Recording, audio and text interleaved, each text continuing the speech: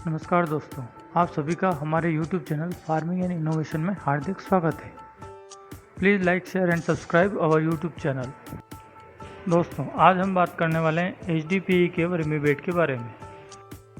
HDPE के vermibed कई प्रकार से आते हैं। जनरली इनका कलर ग्रीन होता है, पर कई कई जगह ये ब्लू कलर के भी मिलते हैं।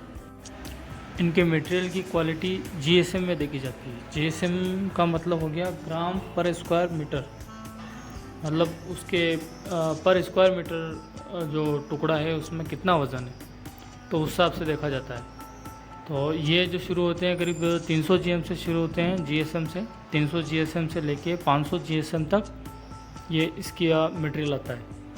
तो जो जनरल जो ठीक रहता है वो करीब 400 GSM जो होता है वो ठीक है। 400 से ऊपर 400, 450, 500 GSM वाला अच्छी क्वालिटी का होता है, उसमें वज़न भी होता है और क्वालिटी भी अच्छी होती है।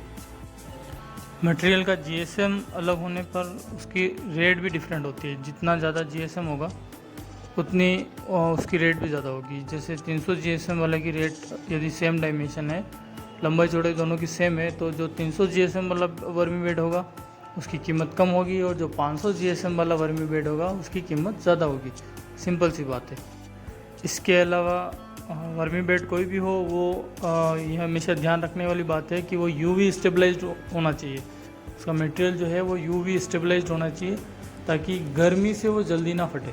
बाकी क्या होगा कि वो महीने 2-3 महीने की जो गर्मी पड़ेगी उसी में वो मई जून के महीने में गर्मी ज़्यादा होती है, तो उस वजह से क्या है कि ये UV स्टेबलाइज होना बहुत ज़रूरी है। नहीं तो वो बहुत ही जल्दी 2-3 महीने 4 महीने में ही फट जाएगा। वर्मीबेड की सपोर्ट के लिए इसमें पॉकेट्स दी जाती हैं। पॉकेट्स क्या करती हैं कि उसमें आप जैसे कुछ भी उसके डायमेंशन के हिसाब से खूंटी वगैरह लगा सकते हैं उसमें पॉकेट की दिशा में, और वो पॉकेट जो है वो उस खूंटी को होल्ड करके रखेगी। तो इससे जो आपका बेड है उसको सपोर्ट मिलेगा, और कुछ भी मटेरियल जो आप उसमें डाल रहे हैं वो उसको बाहर फैलने से रोकेगा। तो ये बहुत ज़रूरी है। पॉकेट की संख्या वेरी कर सकती है इसके डायमेंशन के हिसाब से। यदि लंबाई चौड़ाई ज़्यादा है तो पॉकेट की संख्या ज़्यादा होगी, और कम है तो कम होगी। ठीक है, ये हो सकती है 12 से लेके 16 तक वेरी कर सकती है पॉकेट की संख्या। 2 पॉकेट्स के बीच में एरिएशन विंडो होती है। एरिएशन विंडो मतलब आप खिड़की कह सकते हैं, हवा के आने जाने के लिए जगह। जो भी मटेरियल या गोबर वर्मीबेड में पड़ा हुआ है उसके लिए एरिएशन की ज़रूरत होती है, क्योंकि केंचुओं को ज़िंदा रखने के लिए और अच्छे मूवमेंट के लिए ऑक्सीजन की ज़रूरत है। तो जितनी ज़्यादा ऑक्सीजन उनको मिलेगी, हवा वगैरह मिलेगी, तो उतनी ही उनके लिए सहूलत होगी। तो इसलिए एरिएशन बहुत ज़रूरी है। तो ये एरिएशन विंडो उसी के काम आती है। इनकी संख्या 4 से लेके 8 तक हो सकती है, 6 हो सकती है, 8 हो सकती है। जनरली वर्मीबेड के साइड में एक साइड में छेद होता है जिसको वर्मीवाश कलेक्टर कहते हैं।